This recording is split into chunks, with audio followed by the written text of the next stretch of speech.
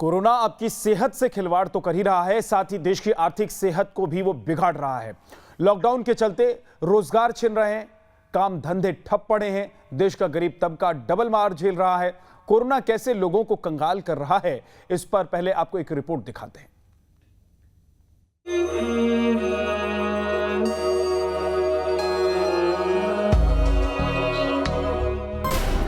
Corona काल में करोड़ों लोगों पर गरीबी की मार।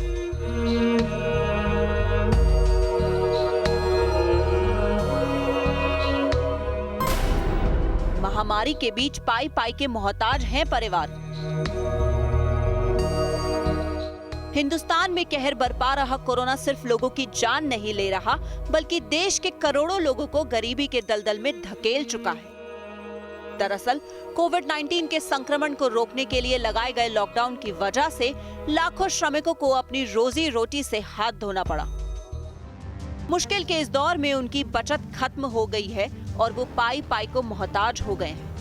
बचत खत्म होने के बाद श्रमिकों का परिवार जरूर खर्च के लिए कर्ज लेने को मजबूर हो चुका है।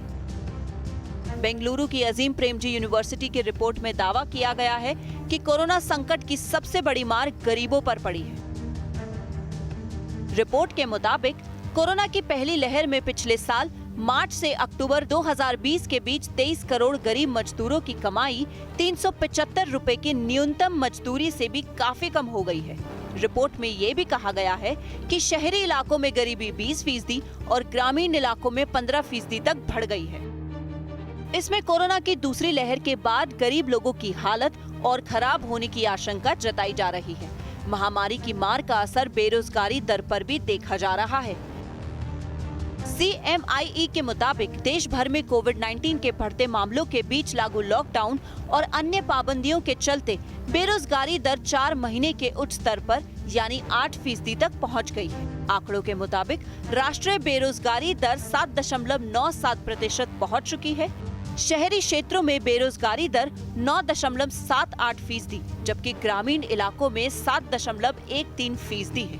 मार्च 2021 में राष्ट्रीय बेरोजगारी दर 6.50 थी। कोरोना की वजह से जारी सख्ती का असर सेविंग्स पर देखा जा रहा है। लोगों की बचत में लगातार गिरावट आ रही है।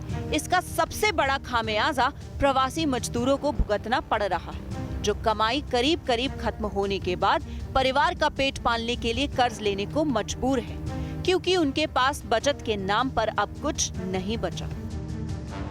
एक तरफ करोड़ों लोगों पर गरीबी की मार पड़ी है, तो वहीं इसका असर अर्थव्यवस्था पर भी देखा जा रहा है। कोरोना की दूसरी लहर के बाद तमाम रेटिंग एजेंसियों ने भारत के विकास को लेकर अपने अनुमान को घटा दिया है। वित्तीय सेवा कंपनी क्रेडिट स्विस ने सकल घरेलू उत्पाद यानी GDP को घटाते हुए 8.5 से 9% रहने का अनुमान जताया, तो गोल्डमैन सैश ने आर्थिक वृद्धि के अपने अनुमान को घटाकर 11.1% कर दिया है। S&P ने GDP ग्रोथ के पूर्व अनुमान को घटाकर 9.8% तक कर दिया है।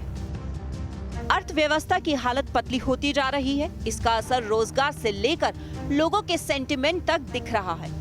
हालात से डरे लोग खर्च करने से गुरेज कर रहे हैं। लोगों का हुजूम गांव की तरफ पलायन कर चुका है और जो रुके हुए हैं उनके पास काम नहीं है। कोरोना के बढ़ते मामलों को देखते हुए राज्य सरकारें लॉकडाउन बढ़ाने को मजबूर हैं, तो केंद्र सरकार आर्थिक स्थिति को बेहतर करने के लिए लगातार कोशिशें कर रही है, लेकिन हालात लगातार बिगड़ते जा रहे हैं। छोटी इंडस्ट्री से लेकर के बड़ी इंडस्ट्री इसके जद में आ चुकी है, तो वहीं छोटे कामगार जो सबसे ज़्यादा हैं यानी 90% असंगठित लोग पर इनका सीधा तौर पर प्रभाव पड़ा है। इस पर सरकार को ध्यान देने की ज़रूरत है। कोरोना की दूसरी लहर से मचे हाहाकार और उस पर काबू पाने के लिए लगाई गई पाबंदियों का असर ग्राहकों के सेंटिमेंट पर पड़ रहा है। लोग गैर जरूरी सामान की खरीदारी से परहेज कर रहे हैं। अप्रैल में ग्राहकों के सेंटिमेंट में 3.8% की गिरावट आई है, जो मई 2020 के बाद सबसे बड़ी गिरावट है। वहीं हफ्ता दर हफ्ता देखें तो 2 मई को खत्म हफ्ते में गिरावट 5.4% रही है, जो नवंबर के बाद से सबसे बड़ी गिरावट है। इससे पहले 18 अप्रैल को कंज्यूमर सेंटिमेंट में 4.3% और 25 अप्रैल को खत्म हफ्ते में 4.5% की गिरावट आई थी।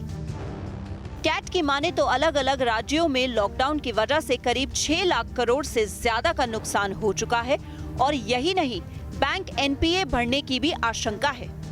जानकारों का मानना है कि मार्केट बंद रहने से बिक्री घटी है और अब ग्राहकों की कमाई घटने से हालात लगातार खराब होते जा रहे हैं। ओवरऑल अगर यहाँ पर सेंटिमेंट की बात करें तो सेंटिमेंट बहुत पुअर हैं, लोगों की जॉब बहुत ज़्यादा जा चुकी हैं और दूसरी तरफ है लोगों की इनकम ना होने से भी और बहुत सी ऐसी वस्तुएं हैं जिनको लोग अब खरीदारी करने से बच रहे हैं।